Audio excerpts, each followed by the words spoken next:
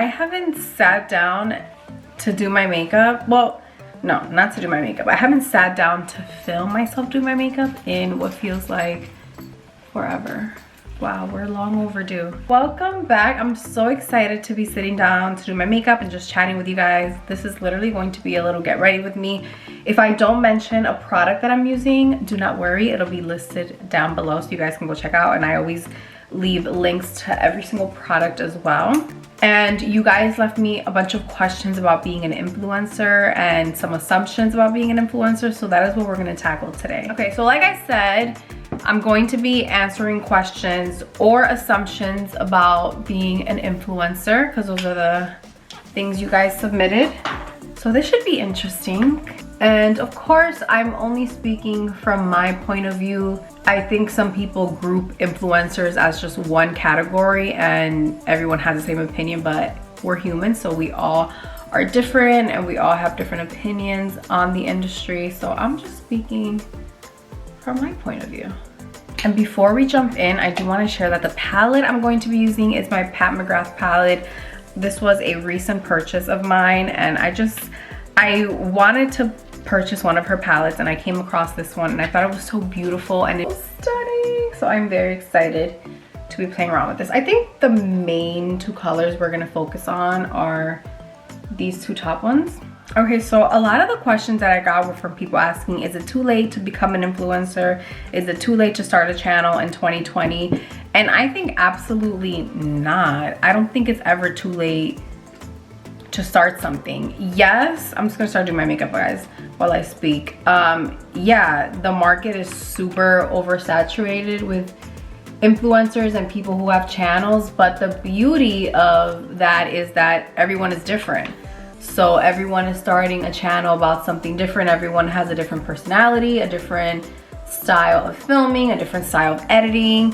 So somebody might like my way of doing things and my videos, and somebody might like yours a little bit better and mine might not be a good fit. So I think absolutely yes, you should. If you want to start it, give it a try. That's like saying like I want to be an actor but there are already so many of them. Yeah, but everyone falls in love with a different actor. Like there's always going to be an opportunity for new actors in the space. So I don't think it's too late. But however, I will say that if you're going into it thinking like, oh, I want to be an influencer, but I want this to be my career, I want this to be my full-time job, that's a little tricky just because I just feel like it's so unknown. You don't know if you're gonna do well doing it. You don't know if you're gonna make enough money doing it in order for it to be like your main source of income. So it's one of those things that it takes so much work and time and so much money into equipment and products that you need that I think that you should do it if you absolutely love it and if it excites you and if you have a passion for it. And that's a good way to start off. Another question to kind of piggy off that, someone asked, is it doable to try to start a channel while working a full-time job? I think it's totally doable. It's just gonna take obviously a lot more of your time, because if you're working a full-time job, I'm sure there are gonna be moments where you're just so tired and maybe you're not up for filming or editing, and those things are super time consuming. Like editing for me takes hours. Sometimes I have to divide it into a couple of days depending on what kind of video that I'm working on. So yes, I think you can totally do it. My suggestion, because I actually started YouTube when I was in school full-time, working, had an internship, and was doing YouTube. So I had a lot on my plate, but I was just so passionate about it. So if you're really excited about something and you're enjoying it, then I think it's totally doable. What I suggest to do is pick a day, like one of your days off, that you're like, okay, this day I'm going to film, and then next week after work I'm going to edit. So that works for me. I like to divide filming days and editing days. Like I would rather film 2 videos in one day and edit on a separate day instead of film one day and go right into editing. I just like to break it up, like for my mind. Of course you can do it however you want, but just play around with your schedule and see how you like to film, what days you like to edit, and things like that. So I applied this matte color with the brush, but I'm gonna take this shimmery color right here.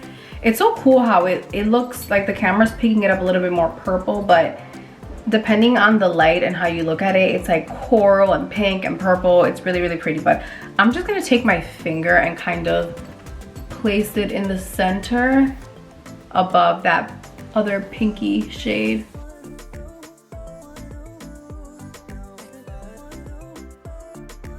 There are no neutral colors in this palette. It's just like a small, simple palette. So what I like to do, I mean, you can grab one of your other palettes if you prefer, but I will just grab a bronzer since I'm gonna use this bronzer in a little bit anyways, and kind of work that into the crease to kind of divide that color. I just feel like I always need a little crease color, a little neutral crease color.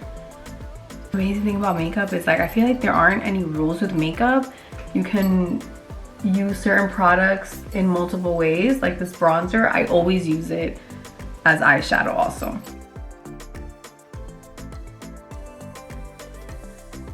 Most influencers don't do anything all day and complain about filming and editing. It's really funny because I feel like everyone complains about their job. It's not just influencers, but because we're constantly online, I guess like you hear it the most, but everyone has complaints about their job. For influencers, it just happens to be filming and editing. And I totally get how if you don't do what we do, it could seem like, wow, like why are they complaining? Like they literally do nothing all day except live their life. But it is a lot of work and it's super tedious work. If you had to set up a filming setup and edit for hours at the computer and just stare at screens all day, it can get a little bit daunting. But I don't know, some days are easier than others. But no, I would have to argue that influencers do not just sit around and do nothing and just complain all day. Like it's a lot of work. It's a lot of work. If it wasn't, people would be posting every single day. And that is why sometimes like in this industry, you get a bit burnt out. I've definitely gotten burnt out where I'm like, oh my God, I need a break. I can't keep filming and editing because it's just a lot. And again, like if it was easy and we just sat around doing nothing, then there literally would be no content to post. All right, I got a phone call and I forgot what I was saying. But no, we don't just sit around and do nothing. It's a lot of work. I swear it is. It's a lot of work. It's a lot of work, especially when you do everything yourself, which I always say this, but you know, some people that they're big enough where they can hire help and they can have people who do the editing for them, or they can have people to set up their studio for them. I do everything myself. Okay, these are two great questions. So one of them is, do you have a steady paycheck? And then to kind of piggy off that, because I feel like they're kind of in the same realm, is do you worry about not having enough brands sponsoring you? Everyone is going to differ. Like I don't feel like there's one set rate. The bigger your following, the more money you are going to make because you're gonna have a lot more people watching your videos. However, you could have I feel like I have a decently smallish kind of following. In the industry, I am considered a micro influencer. I have 120,000 subscribers, and then on Instagram I have 50,000 followers. And in the influencer industry, that makes you a micro influencer, so you're on the smaller scale. And you could do this full time. It's very, very difficult.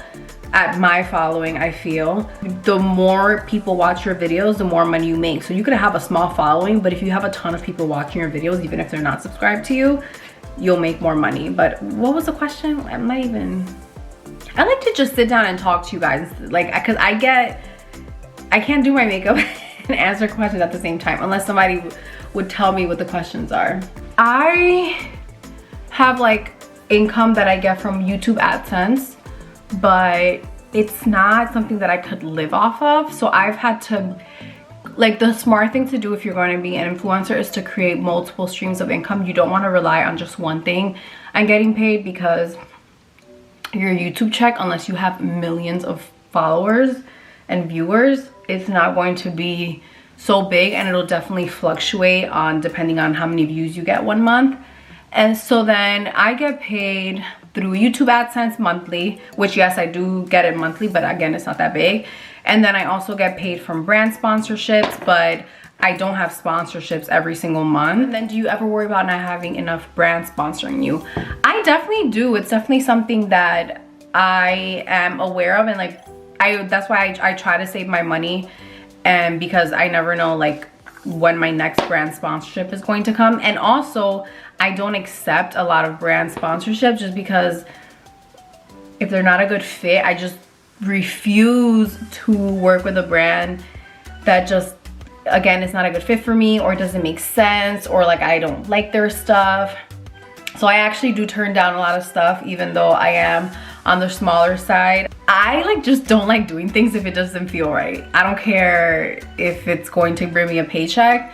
So on top of not getting like so many brand sponsorships all the time, I also do turn down things that don't fit. So yeah, I do worry about that, because I feel like if I had a bigger following, I would definitely get a lot more brands that wanted to work with me, and that's always reassuring. Brands usually want to spend their money on the bigger influencers, which I get it. It's totally fine. It's just the way it is in the industry. I also feel really lucky that I've gotten to work with so many brands that I absolutely love, and that I never thought in a million years I would ever get the opportunity to. So instead of worrying like, oh my god, I wonder if I'm gonna get a brand sponsorship this month, I just get really excited when I do get something, and I put my focus on that. But again, if you do want to do this full time, I think that you should definitely have multiple streams of income, because you don't want to rely on just one thing, because it definitely fluctuates every single month. Do you get people asking for a picture with you in person all the time? And then what was the other one that was kind of similar to that? And then somebody else said, when a follower approaches an influencer to say hi, the influencer wants to flee or hide. I can only speak for myself, because again, every single person is different.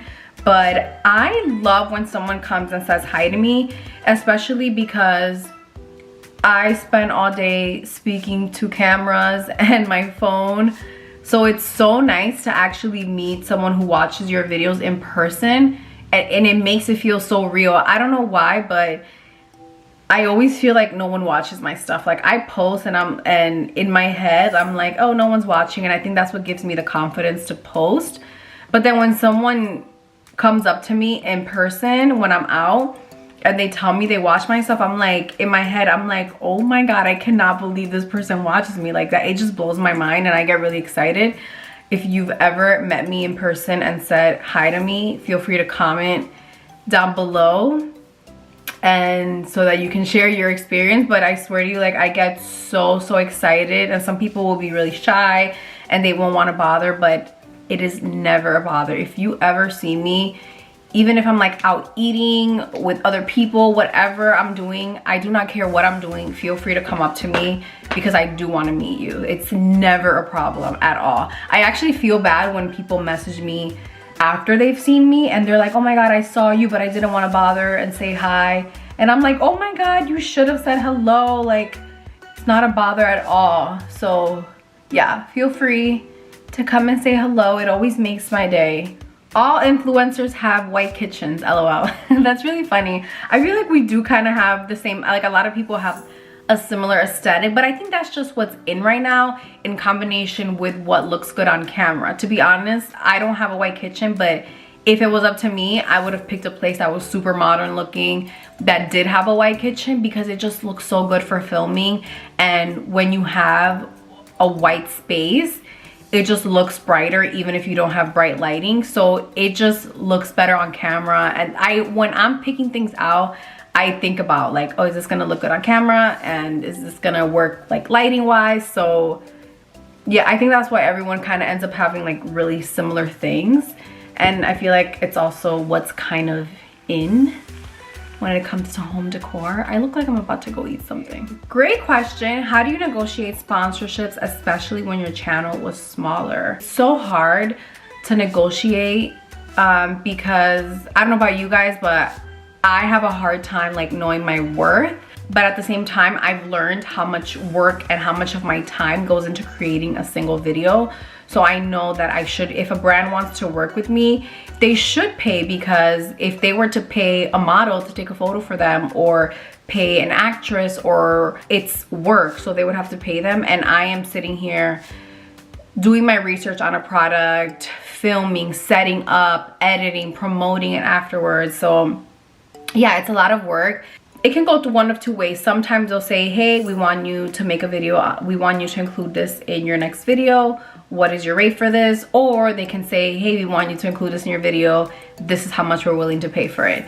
And sorry, let me grab my brush for my bronzer. And if they give you a rate off the bat, depending on what it is, I feel like you should always ask for more, because that's probably, they've probably given you a number where it allows for them to kind of negotiate. If you feel like you're worth a certain number, just say like, I would absolutely love to do this, or it's definitely something that I can incorporate into my channel. This is how much my rate would be for this. And then you guys can kind of negotiate, and whatever number you feel comfortable at that they're offering. It's okay. So a lot of people say that influencers get everything for free, like clothes, makeup, blah, blah, blah. And no, I definitely don't get everything for free. However, I do get a lot of makeup PR. Like if I really wanted to, I don't need to buy new makeup just because I get so much stuff sent to me. But I love makeup. And although I get a lot of things sent to me, I don't get everything sent to me. Like I don't get everything from all of my favorite brands sent to me. And I started my channel because I loved makeup and I love trying new things. So, and that's still kind of like the basis of my channel. So I can't help it. I love makeup and beauty and hair so much that I still go out and purchase new things that are out, purchase things that I want to try. Speaking of PR, somebody said, why do influencers get every shade of foundation from makeup? Why? LOL. I don't know, girl. Like, that has nothing to do with us. That is the brand. We don't know what we're going to be sent. 99% of the time, we don't know what we're going to be sent.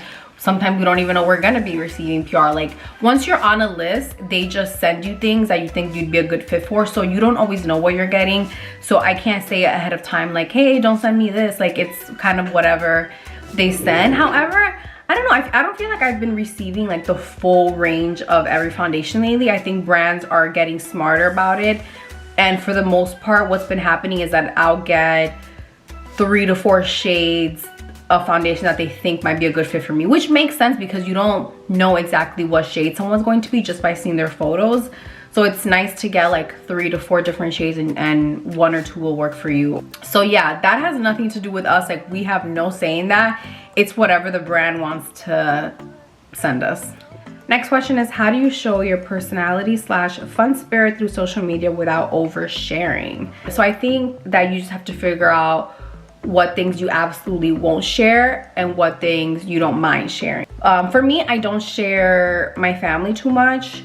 I would share them more if they absolutely wanted to be on camera, but they just don't. So I'm not going to be sharing all of my moments with family, and that remains private. And I like that because I feel like I have a balance, because you could start feeling like you're just overwhelmed with sharing everything. Especially what makes it overwhelming is the negative comments, because people, once you share something, people feel like they have the right to say whatever they want about whoever you're sharing.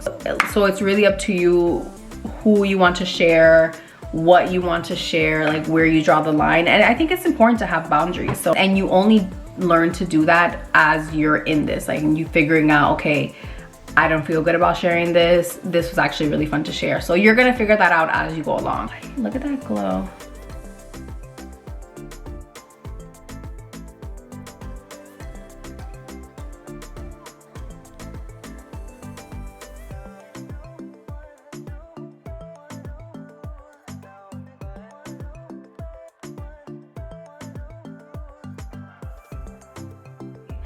I purchased this thinking it was a lipstick because I just opened it at the store and I was like, oh, it's a nude lipstick, but it's actually not a lipstick, it's a lip gloss. And funny enough, this is by Pat McGrath, and when I put it on, I was like, wow, this is a really glossy lipstick.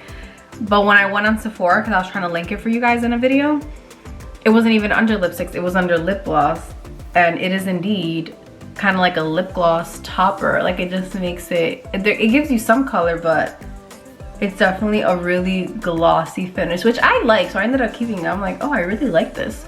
All right, we are done getting ready, you guys. I added some earrings. I'm wearing the Sugar Baby hoops from Sunday Energy. They are available on the website right now if you guys want to grab a pair so we can match.